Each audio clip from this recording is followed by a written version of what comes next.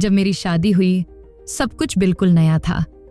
नया परिवार, नई जगह, और मेरे ससुराल में सिर्फ मेरे पति, ससुर और देवर रहते थे। सब कुछ अच्छा चल रहा था, लेकिन एक बात जो धीरे धीरे मुझे परेशान करने लगी वो थी मेरे देवर का अजीब सा व्यवहार। जब भी मैं नहाने जाती, मेरा देवर किसी न किसी बहाने से वॉशरूम के आसपास होता। कभी पूछता, भाभी कुछ चाहिए क्या? या फिर कहता, मैं वॉशरूम साफ कर दूं ताकि आपको परेशानी ना हो। वह ये बातें इतनी सहजता से कहता कि शुरुआत में मैंने ज्यादा ध्यान नहीं दिया। वह अंदर जाकर दरवाजा बंद कर लेता और लगभग 1 घंटे बाद पसीने से भीगा हुआ बाहर आता। मुझे यह सिलसिला हर बार विचलित करता, लेकिन मैंने इस पर ज्यादा ध्यान नहीं दिया क्योंकि मेरी शादी को अभी कुछ ही महीने हुए थे। मेरे ससुराल में सिर्फ मेरे पति, ससुर और देवर ही रहते थे। घर में सब कुछ अच्छा चल रहा था, लेकिन देवर की यह अजीब आदत मुझे परेशान कर रही थी। एक दिन मैंने सोचा कि इस बात की तह तक पहुंचना जरूरी है। मैंने वॉशरूम में एक छोटा सा कैमरा लगा दिया ताकि यह देख सकूं कि देवर वहां क्या करता है। अगले दिन देवर फिर से वही बात दोहराते हुए वॉशरूम में चला गया। मैंने कैमरे से रिकॉर्डिंग शुरू कर दी और बेसब्री से इंतजार करने लगी। 1 घंटे बाद जब देवर बाहर आया तो मैंने जल्दी से रिकॉर्डिंग चेक की। वीडियो देखकर मैं हैरान रह गई। देवर किसी गुप्त दरवाजे से वॉशरूम के पीछे के हिस्से में जा रहा था, जहां एक छोटा सा गुप्त कमरा था। वहां पर कुछ अजीब चीजें हो रही थीं, जिन्हें देखकर मेरे होश उड़ गए। अब मुझे यकीन हो गया था कि देवर कुछ गलत कर रहा है। मैंने अगले दिन अपने पति से बात की और उन्हें सब कुछ बताया। उन्होंने मेरी बात पर यकीन किया और हमने मिलकर इस मामले को सुलझाने की योजना बनाई। हमने पुलिस को बुलाया और देवर को रंगे हाथों पकड़वा दिया। बाद में पता चला कि वह गुप्त कमरे में कुछ गैर कानूनी काम कर रहा था, जिसके बारे में किसी को पता नहीं था। इस घटना के बाद हमारा परिवार फिर से शांतिपूर्ण जीवन जीने लगा और देवर को उसके किए की सजा मिल गई। रात का खाना खत्म करने के बाद मैंने अपने पति को सारी बात बताने का फैसला किया। मेरे दिल में बहुत डर और घबराहट थी, लेकिन अब और इंतजार करना सही नहीं लगा। मैंने अपने पति को किचन में बुलाया और धीरे धीरे सब कुछ कहना शुरू किया। पहले तो उन्हें यकीन ही नहीं हुआ, लेकिन जब मैंने उन्हें वॉशरूम में छिपाए गए कैमरे की वीडियो दिखाई तो उनके चेहरे पर हैरानी और गुस्से का भाव आ गया। ये क्या किया है तुम्हारे भाई ने? मुझे तो विश्वास ही नहीं हो रहा। मेरे पति ने सिर पकड़ लिया। मुझे भी यकीन नहीं हो रहा था, लेकिन अब हमें कुछ करना होगा। उन बेचारी लड़कियों को बचाना होगा। हम दोनों ने मिलकर एक योजना बनाई। अगले दिन मेरे पति ने देवर को घर से बाहर भेजने का बहाना बनाया ताकि हम उस सीक्रेट कमरे की जांच कर सकें। जब वह बाहर गया, हम वॉशरूम में गए और छिपी हुई सीढ़ियों को फिर से खोला। नीचे पहुंचकर हमने देखा कि वे सभी लड़कियां अभी भी वहीं थीं, सहमी और डरी हुईं। मेरे पति ने तुरंत पुलिस को फोन किया और मैंने उन लड़कियों को दिलासा देते हुए कहा कि अब वे सुरक्षित हैं। पुलिस के आने के बाद सारी सच्चाई सामने आई। मेरे देवर का एक बड़ा गिरोह था जो लड़कियों का अपहरण करके उन्हें इस तरह से कैद रखता था। पुलिस ने उसे गिरफ्तार कर लिया और घर में लगे सारे गुप्त कैमरे भी बरामद किए। इस पूरी घटना के बाद मुझे अपने घर में बहुत असुरक्षित महसूस होने लगा था। मेरे पति ने मेरा साथ दिया और हम दोनों ने फैसला किया कि इस घर में अब और नहीं रहेंगे। कुछ समय बाद हमने एक नया घर खरीदा और वहां शिफ्ट हो गए। मेरे देवर को सजा हो गई और उन लड़कियों को उनके परिवारों से मिलवाया गया। इस हादसे ने मेरी जिंदगी को पूरी तरह बदल दिया था, लेकिन मेरे पति के साथ ने मुझे हर मुश्किल का सामना करने का हौसला दिया। समय के साथ हमने एक नई शुरुआत की और धीरे धीरे हमारी जिंदगी फिर से सामान्य होने लगी। समय के साथ चीजें बेहतर होने लगीं, लेकिन उस घटना की छाप मेरे दिल और दिमाग पर गहरी थी। नए घर में शांति तो थी, मगर मैं अक्सर रात में जागकर सोचती, कैसे हो सकता है कि हम इतने सालों से एक ऐसे इंसान के साथ रह रहे थे और हमें उसकी असलियत का अंदाजा भी नहीं था। मेरे पति ने भी उस घटना के बाद से काफी बदलाव महसूस किया था। वह शांत और गंभीर हो गए थे। हम दोनों के बीच बातचीत कम होने लगी और एक अनकहा बोझ हम दोनों पर हावी था।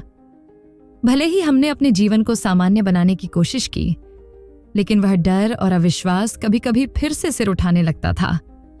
एक दिन मेरे पति ने कहा, हमें काउंसलिंग की जरूरत है।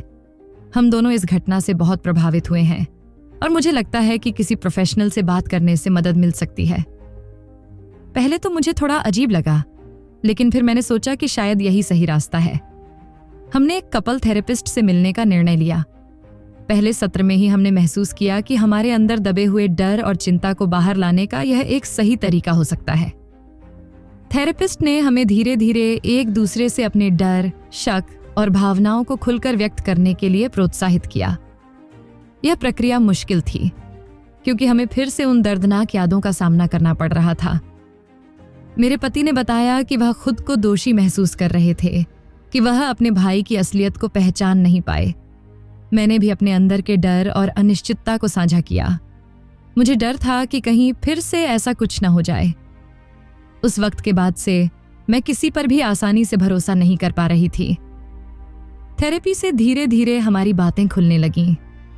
हम दोनों ने समझा कि हम एक दूसरे से कोई बात छिपाकर नहीं रख सकते थे और यह एहसास हमारी शादी को और मजबूत करने में मदद कर रहा था। कुछ महीने बाद हमारी जिंदगी फिर से सामान्य होने लगी। मैंने अपनी पुरानी नौकरी फिर से शुरू की और मेरे पति ने भी अपने काम पर ध्यान देना शुरू कर दिया।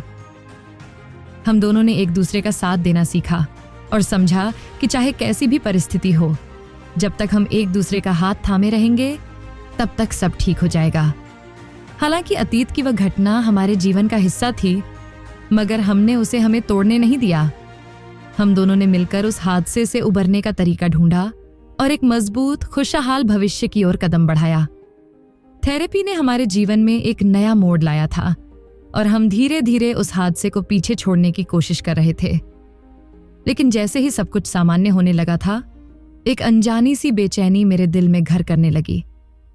ऐसा लग रहा था जैसे कुछ अनकहा, अदृश्य सा हमारे आसपास मंडरा रहा हो। एक रात जब मैं सोने की कोशिश कर रही थी, अचानक मेरा फोन वाइब्रेट हुआ। एक अज्ञात नंबर से एक मैसेज आया था। तुम्हें लगता है कि सब खत्म हो गया है? असली खेल अभी शुरू हुआ है। मेरे शरीर में ठंडक सी दौड़ गई। मैंने घबराकर फोन को देखा और तुरंत अपने पति को जगाया। वह भी मैसेज पढ़ते ही गंभीर हो गया। यह कौन हो सकता है? उसने धीमे स्वर में पूछा। क्या यह फिर से उसी घटना से जुड़ा हुआ है? मैंने कांपते हुए कहा। मेरे पति ने तुरंत पुलिस को कॉल करने का सोचा, लेकिन तभी उसने मुझे रोका। रुको, अगर यह सिर्फ एक बदमाशी है तो हमें पहले पता करना चाहिए कि ये कौन है, उसने कहा, जैसे कि उसके मन में कोई पुरानी याद ताजा हो गई हो। अगले कुछ दिनों तक हमने उस मैसेज के बारे में किसी को नहीं बताया, लेकिन अजीब घटनाएं होने लगीं। मेरे ईमेल में अजीबोगरीब संदेश आने लगे, जैसे कोई हमारी हर गतिविधि पर नजर रख रहा हो।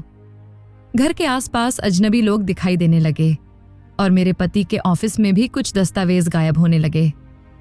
एक रात मेरे पति ने कहा, मुझे लगता है कि यह किसी का काम है जिसे हम जानते हैं। उसकी आवाज में एक अनजानी सी गंभीरता थी। क्या तुम जानना नहीं चाहते कि वह कौन हो सकता है? मैंने पूछा। शायद, उसने कहा, यह मेरे भाई से जुड़ा हुआ हो। उसका नाम सुनते ही मेरे रोंगटे खड़े हो गए। मैंने सोचा था कि वह घटना खत्म हो गई थी, लेकिन मेरे पति के शक ने मुझे भी डरा दिया था। क्या सच में उसका भाई अब भी किसी तरह हमें नुकसान पहुंचाने की कोशिश कर रहा था? उस रात हम दोनों ने फैसला किया कि हमें सच्चाई का पता लगाना होगा। अगले दिन मेरे पति ने एक निजी जासूस से संपर्क किया। जासूस का नाम आर्यन था और वह कई हाई प्रोफाइल मामलों को सुलझा चुका था। वह स्मार्ट और तेज था और उसकी आंखों में एक तीखी नजर थी। जब हमने उसे सारी बातें बताईं, तो उसने गहराई से सोचना शुरू कर दिया। यह मामला सीधा नहीं है, आर्यन ने कहा। यह कोई साधारण धमकी नहीं है। मैं इसमें गहराई से जांच करूंगा, लेकिन आपको सतर्क रहना होगा। ये लोग खतरनाक हो सकते हैं। उसकी बातों ने हमारे अंदर का डर और बढ़ा दिया, लेकिन हमारे पास कोई और चारा नहीं था। अगले कुछ दिनों तक आर्यन छानबीन करता रहा। उसने मेरे पति के भाई के पुराने संपर्कों को खंगाला और धीरे धीरे एक खौफनाक सच्चाई सामने आई। एक रात आर्यन ने हमें मिलने बुलाया। उसकी आंखों में चिंता थी और उसकी आवाज भारी लग रही थी। मुझे पता चला है कि तुम्हारा भाई एक खतरनाक गैंग से जुड़ा हुआ था, जो अभी भी सक्रिय है। उन्होंने तुम्हारे भाई के मरने के बाद तुम्हारे पति को निशाना बनाया है और ये खेल सिर्फ एक शुरुआत है। मैं सन्न रह गई। मेरे पति भी अवाक थे। अब हमें क्या करना होगा? मैंने कांपते हुए पूछा। आर्यन ने गहरी सांस ली और कहा, सच्चाई और भी गहरी है। तुम्हारे पति के भाई के पास एक ऐसा राज था जिसे वह दुनिया के सामने लाना चाहता था, और अब वही लोग तुम्हारे पीछे हैं। आपको तैयार रहना होगा, क्योंकि अगला कदम उनका होगा और वह कदम खतरनाक होगा। यह सुनकर मेरे दिल की धड़कनें तेज हो गईं। हमारे जीवन में जो सामान्यता आई थी वह अब टूट चुकी थी। सवाल यह था, क्या हम इस खतरनाक खेल से बच पाएंगे या यह खेल हमें तबाह कर देगा? जासूस आर्यन की चेतावनी के बाद हमारे जीवन में डर और अनिश्चितता गहराने लगी थी। हर छोटी से छोटी आवाज पर हम चौकन्ने हो जाते। हर फोन कॉल, हर अजनबी चेहरा हमें संदेह से भर देता। लेकिन इस तनाव के बीच मेरे और मेरे पति के बीच एक अजीब सी नजदीकी बढ़ने लगी थी। खतरे का यह साया हमें और भी करीब ले आया था। उस रात के बाद जब आर्यन ने हमें असली खतरे के बारे में बताया था, हम दोनों घर लौटे, लेकिन नींद किसी की आंखों में नहीं थी। बेडरूम में एक अजीब सा सन्नाटा छाया हुआ था, जैसे हर शब्द भारी पड़ रहा हो। मैंने अपने पति की ओर देखा। उसकी आंखों में चिंता की गहराई साफ दिख रही थी। मैंने धीरे से उसका हाथ पकड़ा। तुम इतने चुप क्यों हो? हम इससे बाहर निकल आएंगे, मुझे यकीन है। उसने मेरी ओर देखा और हल्के से मुस्कुराया। उसकी मुस्कान में छिपी थकावट साफ दिख रही थी, लेकिन साथ ही उसमें प्यार की एक चमक भी थी। वह मेरी ओर खींचा चला आया और मुझे अपनी बाहों में कस कर जकड़ लिया। उसकी गर्म सांसें मेरे कान के पास महसूस हो रही थीं। तुम्हारे बिना मैं शायद ये सब सह नहीं पाता, उसने धीरे से कहा। मैंने उसकी ओर देखा, उसकी आंखों में गहराई से झांकते हुए। हम एक दूसरे के बिना कुछ भी नहीं हैं, मैंने धीरे से जवाब दिया। उसके लबों पर एक हल्की मुस्कान उभर आई। फिर उसने धीरे धीरे मेरा चेहरा अपने हाथों में लिया और मेरी आंखों में डूब सा गया। उसकी उंगलियों का कोमल स्पर्श मेरे चेहरे पर गहराई से महसूस हो रहा था और धीरे धीरे उसकी उंगलियां मेरे बालों में उलझने लगीं। उस रात सारी चिंताएं और डर एक पल के लिए गायब हो गए, जैसे हमारे बीच बस प्यार ही बाकी रह गया हो।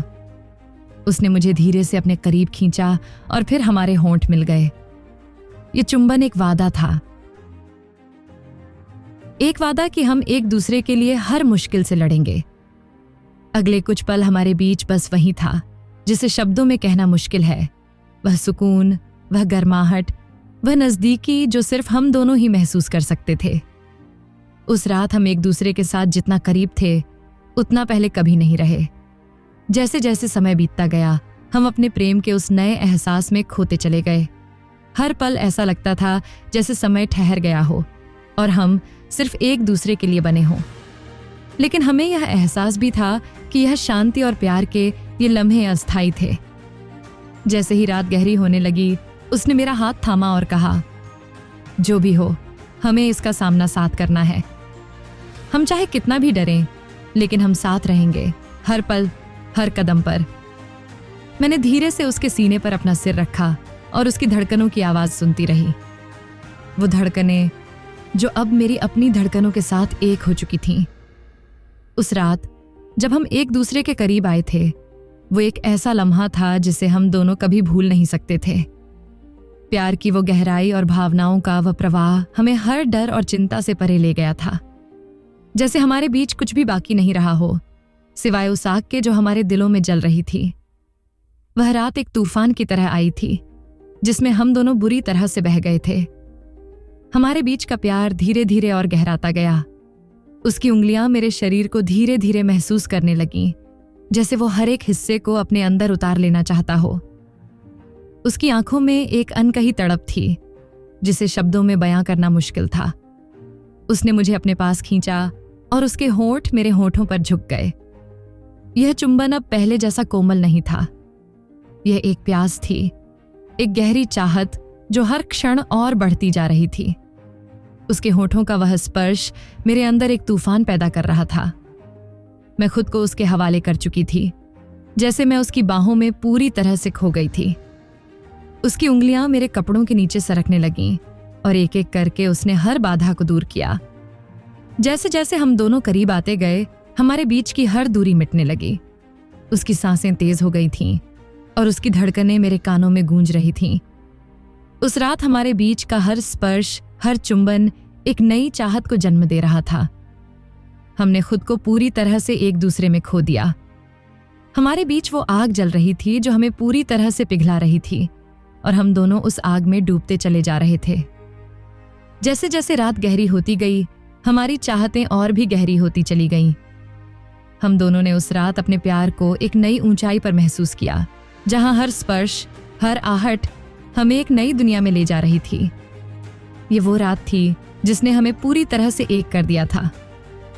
रात धीरे धीरे बीत रही थी, और जैसे ही चांद अपनी चांदनी को धरती पर बिखेर रहा था, हमारे बीच की आग धीरे धीरे शांत होने लगी। एक गहरी खामोशी कमरे में छा गई थी। हम दोनों एक दूसरे की बाहों में खोए हुए दिल की धड़कनों को महसूस कर रहे थे। उस लम्हे में हर शब्द, हर बात बेमानी लग रही थी। उसने मुझे अपने पास कसकर पकड़ा, जैसे वो मुझे कभी खोना नहीं चाहता हो। उसकी आंखों में अब एक शांति थी, जैसे उसने जो चाहा उसे पा लिया हो। मेरे भीतर भी एक अनकहा सुकून था। वो रात हमारी जिंदगी का ऐसा मोड़ थी जिसे हम दोनों ने हमेशा के लिए यादों में बसा लिया था। सुबह की पहली किरण जब कमरे में आई तो उसने मेरे माथे पर एक कोमल चुंबन दिया और धीरे से फुसफुसाया, तुम मेरी हो हमेशा के लिए। उसकी आवाज में एक वादा था, और मैं उस वादे को दिल से महसूस कर सकती थी। हमारी जिंदगी अब पहले जैसी नहीं थी। प्यार ने हमें एक दूसरे के और करीब ला दिया था। वो रात हमें एक नया रिश्ता और एक नई शुरुआत दे गई थी, और इस तरह हमारी कहानी का यह अध्याय समाप्त हुआ, एक ऐसी रात के साथ जिसने हमारे दिलों में हमेशा के लिए अपने निशान छोड़ दिए।